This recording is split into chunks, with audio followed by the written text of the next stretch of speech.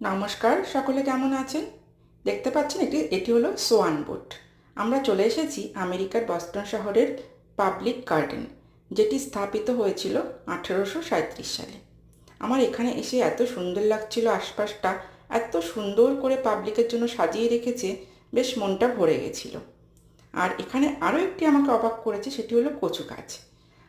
আমি আগে যখন কানাডায় থাকতাম তখনও দেখেছি, আর এই আমেরিকাতে এসেও দেখছি এই কচু গাছ দিয়ে এনারা কিন্তু খুব সুন্দর করে সাজিয়ে রাখে। আমার তো বেশ অবাক লাগে দেখে।